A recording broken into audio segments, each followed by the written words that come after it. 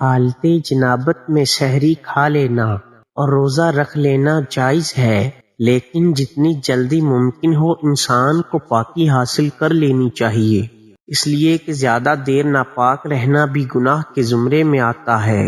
دانتوں میں گوشت یا کھانے کا کوئی حصہ رہ گیا اور روزہ کی حالت میں انسان نے نگل لیا تو اگر وہ چنے کے دانے کے برابر ہے تو روزہ ٹوٹ جائے گا اور قضا لازم ہوگی، اور اگر چنے کے دانے سے کم ہے تو روزہ نہیں ٹوٹے گا۔ وضو کرتے وقت یا نہاتے وقت اگر غلطی سے پانی حلق میں چلا گیا تو روزہ ٹوٹ جائے گا، اس صورت میں صرف قضا لازم ہے۔ اسی بنا پر انسان کو چاہیے کہ روزے کی حالت میں فرض غسل کرتے وقت بھی نہ تو غرارہ کرے اور نہ بہت زیادہ ناک میں پانی ڈالے، کیونکہ اس سے روزہ ٹوٹ جانے کا قوی اندیشہ ہوتا ہے۔ روزے کی حالت میں اگر بارش کے پانی کا قطرہ حلق سے نیچے چلا گیا تو روزہ ٹوٹ جائے گا۔ اگر یہ فعل جان بوجھ کر کیا تو کفارہ اور قضا دونوں لازم ہوں گے، اور اگر غلطی سے ایسا ہوا تو صرف قضا ہوگی۔ دانتوں یا مسوڑوں سے خون نکل کر حلق میں چلا جائے تو اس سے روزہ ٹوٹ جائے گا اور قضا لازم ہوگی۔ روزے کی حالت میں بیوی سے ہم بستری کرنے سے بھی روزہ ٹوٹ جائے گا، اور اس صورت میں کفارہ اور قضا دونوں لازم ہوں گے۔ اگر ہم بستری نہیں کی، صرف بوسہ لیا اور انزال ہو گیا تو اس صورت میں روزہ فاسد ہو جائے گا اور قضا لازم ہوگی۔ اگر کسی مرد نے ہاتھوں سے انزال کر لیا تو اس صورت میں صرف قضا لازم ہوگی۔ بعض کے نزدیک چونکہ ایسا جان بوجھ کر کیا گیا ہے اس لیے کفارہ بھی لازم ہوگا۔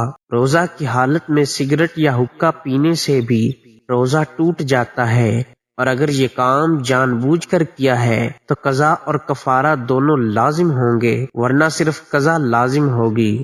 اگر کوئی شخص سحری کے وقت پان یا چھالیا منہ میں ڈال کر سو گیا اور سحری کا وقت ختم ہونے کے بعد اس کی آنکھ کھلی تو اس کا روزہ نہیں ہوا، اس پر قضا لازم ہے۔ اگر کسی کی نکسیر پھوٹ گئی اور خون حلق میں چلا گیا تو روزہ ٹوٹ جائے گا، اور اگر خون حلق میں نہیں گیا تو روزہ نہیں ٹوٹے گا۔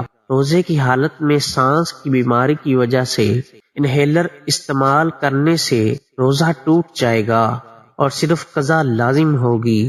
اگر کسی نے روزہ کی حالت میں بھول کر پی لیا، اور اگر کسی نے روزہ کی حالت میں بھول کر کھا پی لیا تو اس سے روزہ نہیں ٹوٹے گا، البتہ اگر کھاتے کھاتے یاد آ جائے تو فوراً کھانا پینا چھوڑ دے، اور اگر چیز منہ میں ہو تو اسے بھی تھوک دے۔ تازہ کھجور سے روزہ افطار کرنا مستحب و مسنون ہے۔